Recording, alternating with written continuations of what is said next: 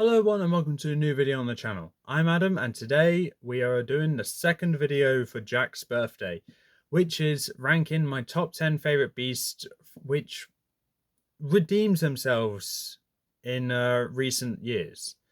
So I still need to think of a good way to name this title. I'm probably going to call it Top 10 Redeemed Beasts. Probably. That seems about right. So with this one, I have 10 books in front of me here. All are beasts which I originally did not like. Whether it's for one reason or another that just made them not really catch my attention, make me think I don't really like them, or just think they just blend into the crowd and don't stand out. But then after a few years, they all seem to come out of their own, or in one case, a few months actually. In a certain span, they have the opportunity to shine, and they bring themselves out of the dark, only to actually be appreciated by me for what they bring to the table. So this is my opinion, and this is one of the more personal rankings to me, because it's weird looking at these 10 books and seeing that I actually disliked or thought they were fine. So, and now looking at them, I can safely say I like all of them. And most of them stem from the same reason. And let's be honest, we all know it's Battle of the Beasts. So, let's get into this ranking. I will give a disclaimer when it comes to the ordering of these books. This is my opinion on them. If these books were being ranked from my least favorite to favorite, that's how it's done. It's not measured on how much they've gone up in terms of likability to me. It's not measured on how much I dislike them to how much I think they're okay now, or how much they just don't stand out and then how much they do stand out. It's a case of my least favorite to favorite. So with that, let's kick things off with 10th place. No honorable mentions this time because it was really hard to find 10. It was hard to find 10, so I couldn't get an honorable mention. I really couldn't. So, starting off with 10th place, we have Tusk the Mighty Mammoth. Oh my gosh, it feels like only yesterday. In actuality, it was 7 years ago. It's 7 years ago. I remember when I first hosted the first Battle of the Beasts tournament, maybe 6 years ago. Tusk skipped round two. And I was not a happy bunny about that. I threw this book from one side of my room to the other, and it caught some it caught some damage. Let's be honest. It caught some damage, but yeah, it's still in good condition. It's readable. But yeah, I despised this beast so much, and now looking at it now, I I actually kind of like it. It comes down to one day, I was in a call with Lucas and Jack. They were just we were just talking about beasts in general, and then both of them were just asking, "Hey, what's your deal with Tusk?" In which I gave my opinion on Tusk, and whilst I was explaining my reasoning why I didn't like Tusk to them, the more I realized it didn't make sense to me, because there are so many aspects about Tusk that I should theoretically like. So after a few weeks of really comparing Tusk to other beasts to compare it to, so I compared Tusk to the other beasts of Series 3, I compared Tusks to the other mammoth beast there is, being Crotax, and I came back from it and really thought that Tusk is probably my second favorite beast of Series 3, right behind Cayman. So yeah, Tusk went from my least favorite to my second favorite of Series 3. And as for my opinion on Tusk compared to Crotax, I still prefer Crotax. That's not going to change. But yeah, Tusk has gone up a lot for me. I never in a million years would have thought I would actually grow to appreciate Tusk, but here we are. Appreciation. Good on you, buddy. Moving on to 9th place, we have Petrock the Stone Warrior. Guys, I swear I'm okay. I promise I'm okay. Yes, a monkey beast is on this list somehow. Yeah, so Petrock the Stone Warrior. It to no one, if you've been on this channel, you know I do not like my monkey beasts. I absolutely despise them, to the point where there was only one monkey beast which I actually liked, which was Durog Hammer of the Jungle. No other monkey beast I looked at and actually thought, yeah, that's okay. It's always been a case of, it's terrible, I don't like it, I hate it. Or in a course's case, it's just bad. It's not okay, it's just bad. Or meh, rather, that's a bit better. But then the new Protectors era Battle of the Beasts tournament came out. And to be honest, it's a good thing that the tournament is done before this video comes out. So spoiler warning, but Petrock does quite well.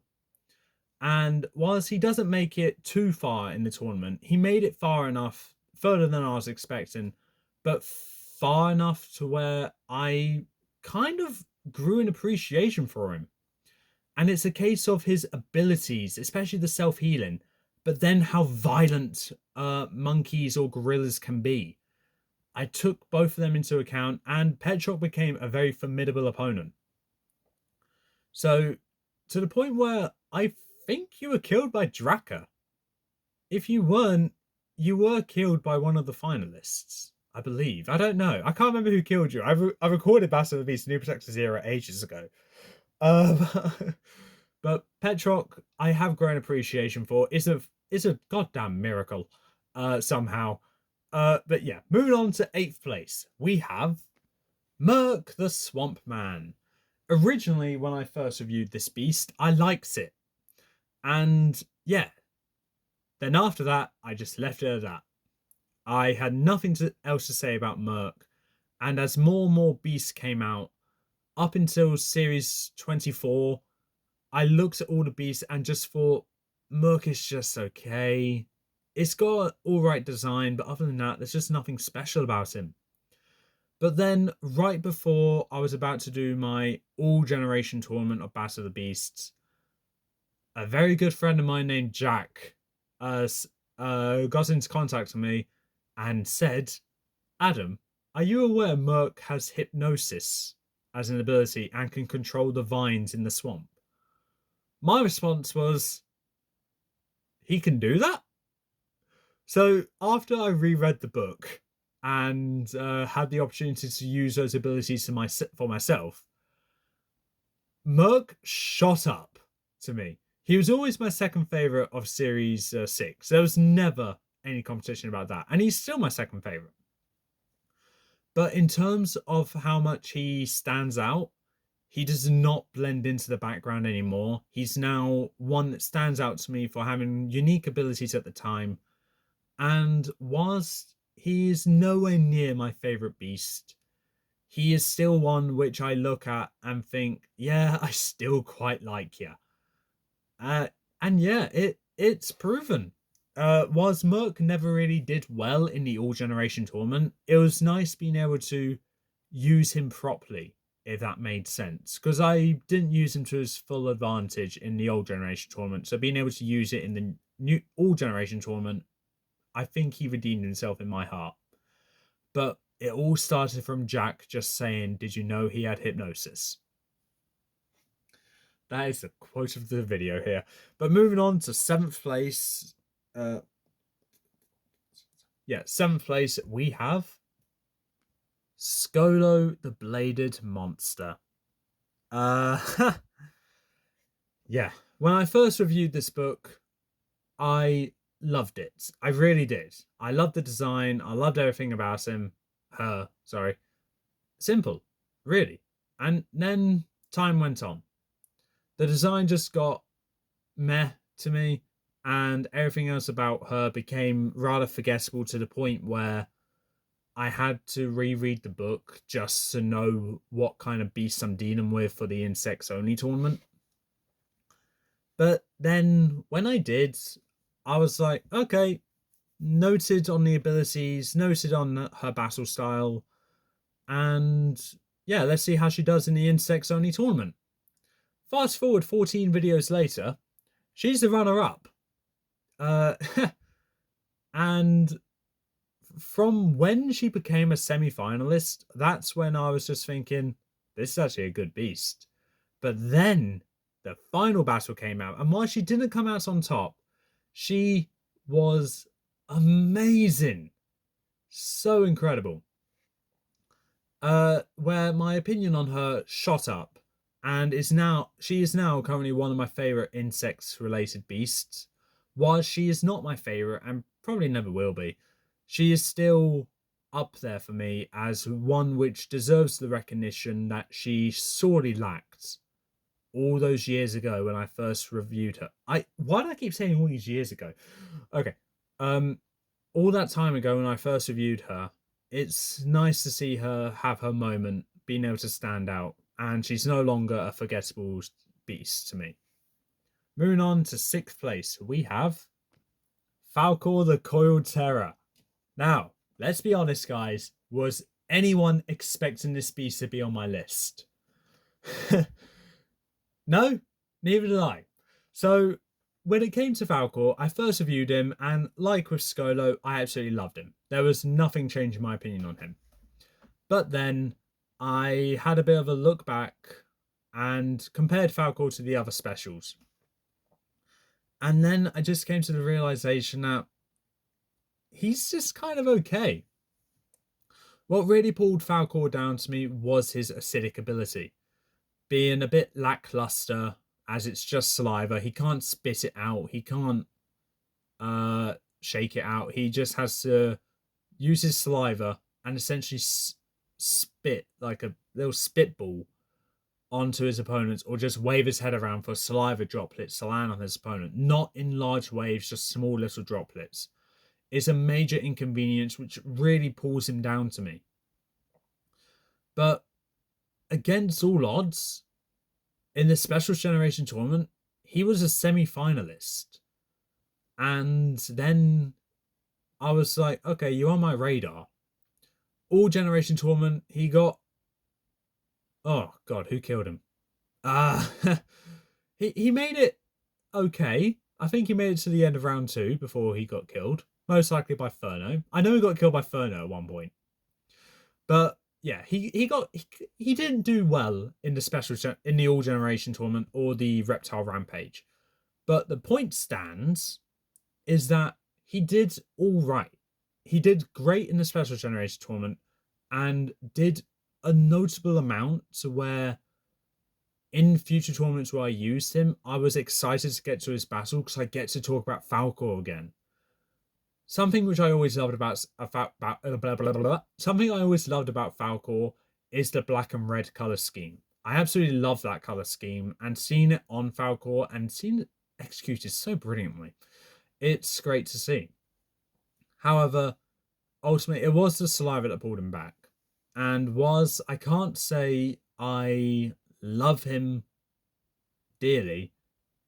My opinion on him has gone up from Special Generation tournament, and it has faltered slightly from the previous tournaments he was in, but I still need to say he is redeemed because I still look at him and I remember all the great battles he had that I adored.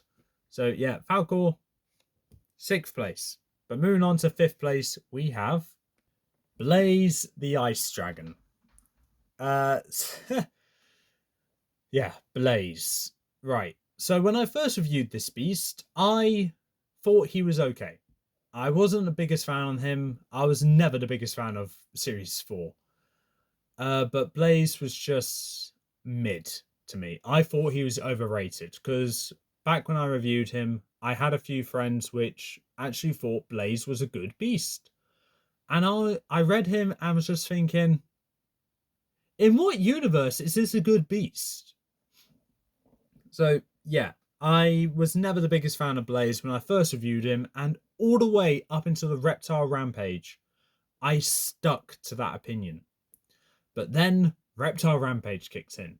Round one, he wins. I was like, okay, good for you. You make it to round two. You're not going to make it any further. Round three, he's through. Oh, good for you. Bit surprising, but good on you. Round three, he's through to the semi-finals. Okay, you're scaring me now. Who are you? Made it to the finals. Oh my god, have I been sleeping on this beast? And okay, he didn't win the finals, but he did incredible. It was the ghostly abilities that really pulled Blaze forward for me. And then the ice breath, which I've always acknowledged to be unique compared to the normal fire breath. But being able to execute it along with his ghostly abilities in Battle of the Beasts made Blaze a really fun beast to use for me. And my opinion on him grew. Exponentially grew. Originally, this was one of my least favorite beasts of all the Beast Quests, probably bottom 20, and now it's damn near the top 70. It might be higher, I don't know. I'm not ranking them again, but Blaze would be would be considered as one of my favorites, depending what the cutoff point is. But Blaze would definitely be considered to be on my top 100 now. Moving on to fourth place, we have Ferric the Iron Soldier. Lucas, you twisted my arm. Yeah, this one and the next entry is only on this list because my appreciation for it grew because of Lucas. I had two beasts on here, which my opinion on grew because of Jack. Yeah, two beasts that grew on here because of Jack, and two beasts on here now, which are yet to come, because of Lucas. That's this one and third place. But Ferric the Iron Soldier. The best part about him is the Iron Legion. And the whole thing about him being similar to Venom in a case of we can do whatever we want. That was fun. Special Generation Tournament, he didn't do great. He was relatively quick to be eliminated, and I didn't care. I just saw him as an extra casualty to be added to the list of the dead on the Special Generation Tournament. But then you get to the All Generation Tournament, and then I remembered an ability that Ferric had regarding the Iron Legion, and I thought, why can't I do that to beasts? So I did. And then I just created a whole arc for Ferric during that tournament in which he just made beasts join his legion. So he wouldn't win, but they would win. And then I decided he's going against... He's had a bit of a slip in round 3, I believe. And then in round 4 where he met his fate. Or round 5. I don't know. There were so many rounds in that tournament.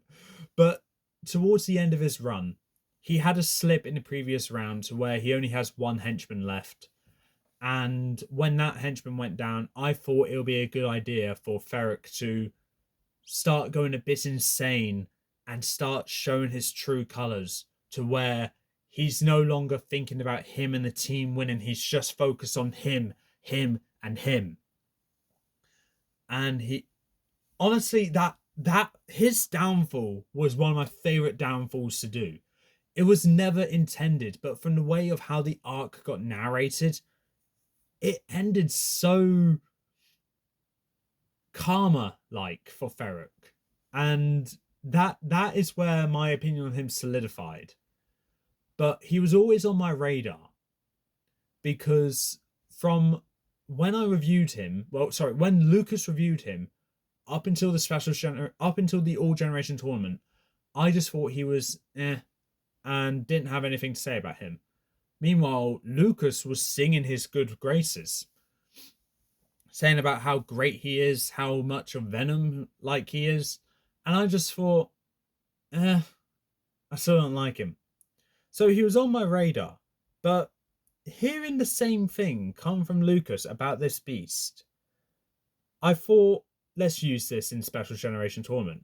So, yeah, Lucas, you are the reason why Ferric had his arc in the All Generation Tournament. And yeah, because of that arc, I absolutely love this beast now. Uh, this beast was on my top 100. I know he was. I just don't remember where. I know all these beasts. Actually, not sure about you, but I know two of the remaining beasts were on my top 100 with this one. But yeah, moving on to third place is another beast which Lucas got me liking, and it took me a little bit longer. But let's get to. Sorry, let's get to Kyrax the Metal Warrior. This beast was one that I absolutely hated when I reviewed. I did not like this beast whatsoever, and there was no one that was going to change my mind. Lucas really likes this beast. So, yeah, like with Ferric, this one was on my radar as one that does have some good qualities. I acknowledge that, but there was just something about him that I didn't like. Fast forward to the Special Generation Tournament, I did that, and yeah, Kyrax made it to the quarterfinals. Good for him. But it wasn't. He didn't really win those previous battles in a way that really stood out to me. And I didn't even like the battle where he got killed in. I just thought it was Kyrax. Oh yeah, Kyrax was there. Oh, all right. That was it. That's all I was able to say. But then we get to the All Generation Tournament. Are you seeing a theme here? It's always the All Generation Tournament. Uh, where Kyrax was a gladiator. Being able to summon up portals, take his opponents to different realms to match an environment that will hinder his opponents and suit him better. Being able to shape his arms into different weapons, grow wings, stuff like that. Lightning abilities. The Terminator 3000, I believe it is, made of liquid metal one. I still haven't seen Terminator, but that's the inspiration I got it from. Along with Lucas saying so many things about Kyrax, I was just thinking, yeah, I think I need to actually show appreciation for this beast. Now, for me, after his run in the All Generation Tournament, it was not as long as Ferric's run, but stood out to me as well. He never had an arc for him either, but it was just a case of how dominating he was, and then how drastic his downfall showed. It just went to. I think Kyrax's defeat in the All Generation Tournament shows that no matter how dominating you appear at the start, there's always a downhill coming. Well, most of the time, if you think about another tournament. But with Kyrax, though, what puts him ever so slightly above Ferric is my opinion on the design. I always liked Kyrax's design over Ferric. And it may have to come down to either the wings or the more slender build, I'm not sure. But yeah, I've always liked Kyrax's design more than Ferric. That's pretty much all I can say. Moving on to second place, we have a relatively recently redeemed beast from another tournament that's not the All Generation Tournament for once. In second place, we have Texan the Armored Giant. Now, since I reviewed this beast, I always thought it was meh. I agreed that it was good for a story perspective, but I just thought the beast just didn't have anything special. And when I've read Series 24, ever since then, I've been calling Texan a beta Morax. In the Old Generation Tournament, Texan didn't last long at all. And in the All Generation Tournament, Texan also didn't last very long. So Texan was nowhere near my radar. I'm aware I had two friends, both of them thinking Texan is actually quite a good beast. And then there's me, which, being very adamant as I am, insisted that Texan is actually quite forgettable. Just being a beta Morax and just a tease for what was to come regarding Series 24. And then I did the Transformation Takedown tournament. And Texan, alongside his teammates in Series 10, dominated that tournament to the point where when we got to the semi-finals, 3 of the final 4 were from Series 10. That is incredible. But Texan's adaptability throughout that tournament, even beating Selkara, which was a very surprising victory in that tournament, made Texan stand out to me. And then when he went up into the final against Koba, he did lose because Koba dominated that tournament more than any other beast there, or any other beast in any other tournament. But Texan put up an incredible fight against Koba to the point where you could say Texan could have won. But ultimately he didn't. It doesn't matter. But it was just a case of, yeah, he was on my radar, and because of the Transformation Takedown tournament, Texan is now a really good beast in my opinion.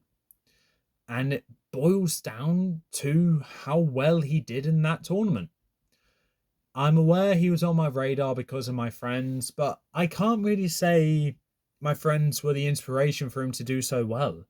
Ultimately, it was a case of I knew he was a member of the Knights of Forton, so each of those knights had him experience fighting beasts, along with their weapons and the beast's abilities as a whole.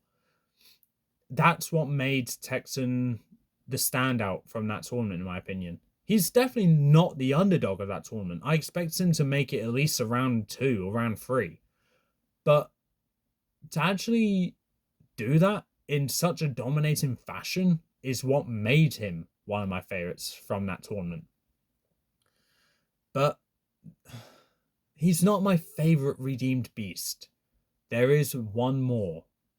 One more beast which I originally thought was okay.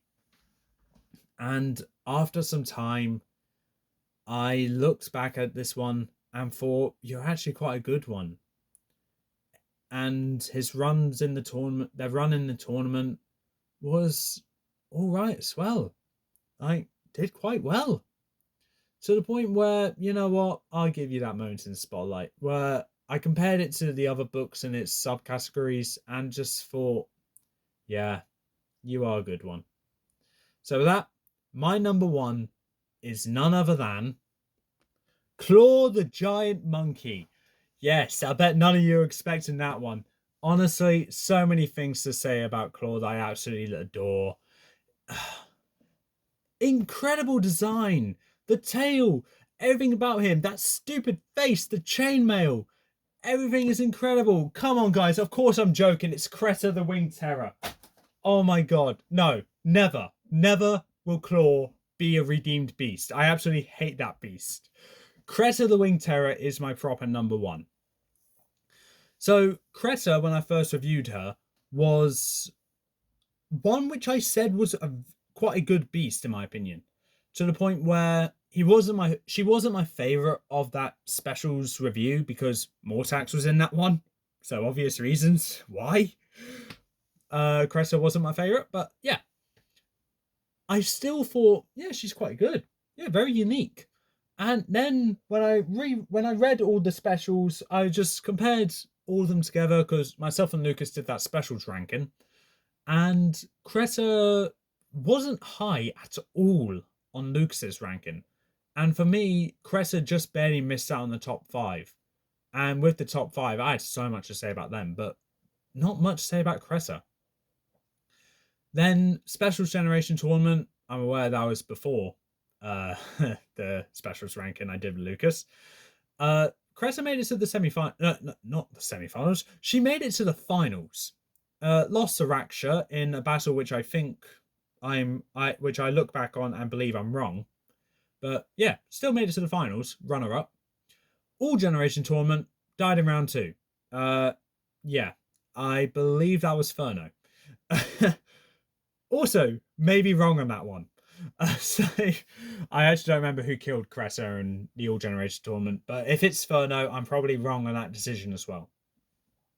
But then the Insects Only tournament came out, and Kreta dominated it. really came into her own and shown everyone that she was a obvious winner, but a deserving winner. She, I think, when she went into that tournament, everyone knew she was going to win. There were of course some people who wanted to believe another beast had a chance to win. They'll probably sneak in from behind that no one would expect. And yeah, nah, that wasn't gonna happen. Cressa was a dominating threat in that tournament, and she meant business. There, she was ruthless, especially on Tyrantix. Poor Tyrantix. But yeah, Cressa is my favorite of all the redeemed beasts on this list. And whilst I always thought she was okay to begin with, I never really had the chance to really appreciate, well, show my appreciation for her until Battle of the Beasts. Special Generation, yeah, I had to grow, my opinion grew on her, but I just couldn't, I didn't use her to my full potential, to her full potential. And then it was just a case of, eh. But then I waited till Insects Only, 4 years later, most likely, and then she shined. She shined so much. She became what I would say is an overnight success. She dominated that tournament and instantly became not only the favorite to win, but the winner of that tournament. She also was one which I can now be like, yes, I now use her to her full potential. I'm satisfied with this beast. Absolutely love it. But with that, that's my ranking. My favorite redeemed beast is Cressa, and well, you already know what the other redeemed beasts are. So let's cut back to me. And with that, that's the ranking. So first of all, Jack, I hope you enjoyed the rankings, and I hope you had a great birthday. Happy birthday, mate. Seriously. But yeah, this is also, I believe, my first video of the year. Oh, first and second video of the year. Yeah, I believe I gave a heads up about that one.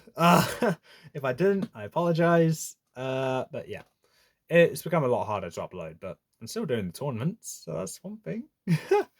But yeah, this ranking was one which was a hard list to put together, because normally when I have an opinion on a beast, normally I'm not wrong.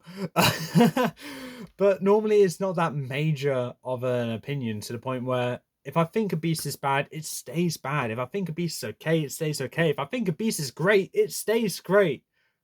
Unless it falls down a little bit, but it still stays great. But yeah, it was an interesting ranking for me, really. Hard to pull the beasts together, and Falcor and Cressa were literally the last resort beasts I can add to this list, because I couldn't think of any other beasts that I originally didn't like and now really do like. So yeah, but yeah, I don't really know what to say. But like I said, Jack, I hope you enjoyed these videos, and I hope you guys enjoyed the videos as well. But with that being said, that's all for this time. If you like what you saw, leave a like, leave a comment, don't forget to subscribe, press that little notification bell down in the corner below, and I'll see you next time.